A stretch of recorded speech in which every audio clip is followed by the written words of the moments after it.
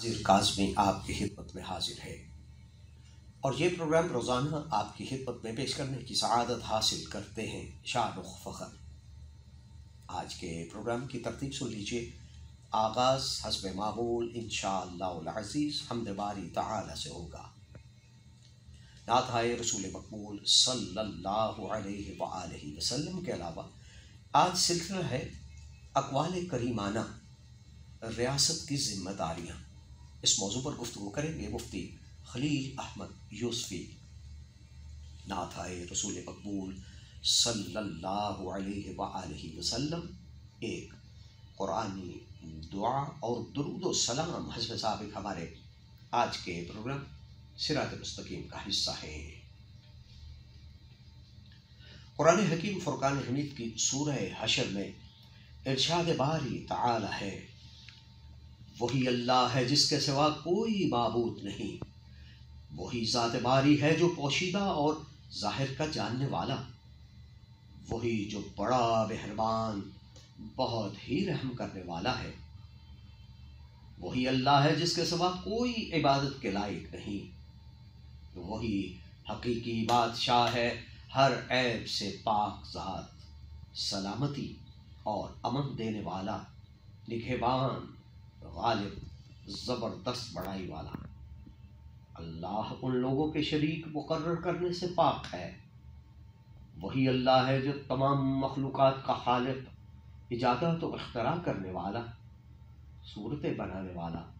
اسی کے سب سے اچھے نام ہیں، جتنی بھی چیزیں آسمانوں اور زمین میں ہیں سب اسی کی تسبیح کرتی ہیں، اور وہی غالب حکمت والا ہے۔ ترانہ حمد پیش کیا گیا۔ قرآن حکیم فرقان حمید میں ارشاد باری تعالی ہے، اے نبی ہم نے آپ کو شاہد یعنی خوشخبری دینے اور آگاہ کرنے والا بنا کر بھیجا ہے، اور اللہ کے حکم کے مطابق آپ لوگوں کو اللہ کی طرف پکارنے والے ایک روشن چراغ ہیں، اور ایمان والوں کو خوشخبری سنا دو کہ ان پر اللہ کی طرف سے بڑا فضل ہونے والا ہے۔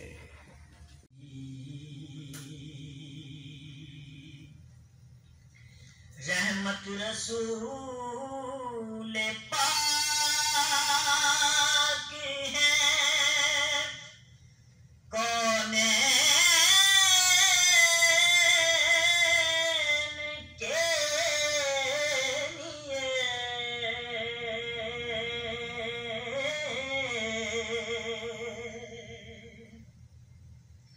رحمت رسول پاک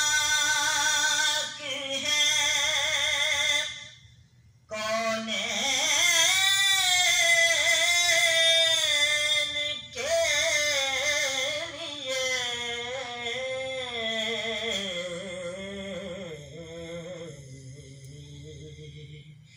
کونین کو محیط ہے،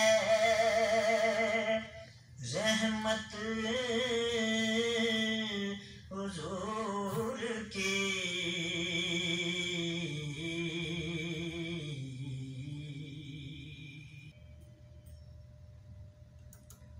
بارگاہ نبوی صلی اللہ علیہ وآلہ وسلم میں ہدیہ نعت پیش کیا گیا۔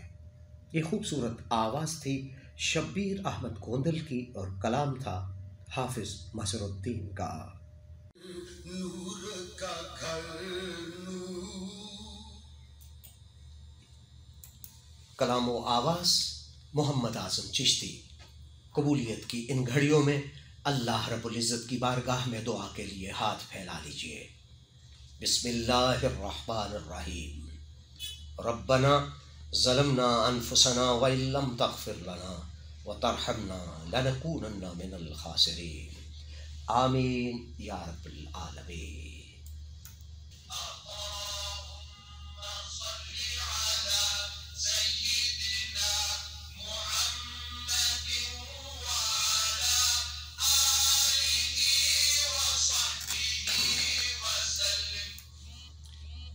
درود و سلام کی پرکیف صداؤں میں آج کے پروگرام صراط مستقیم کا وقت اب اپنے اختتام کو پہنچتا ہے۔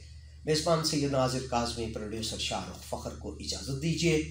والسلام علیکم ورحمۃ اللہ وبرکاتہ۔ شام کے 5 بجنے والے ہیں، ٹھیک 5 بجے آپ ریڈیو پاکستان سے خبریں سنیں گے۔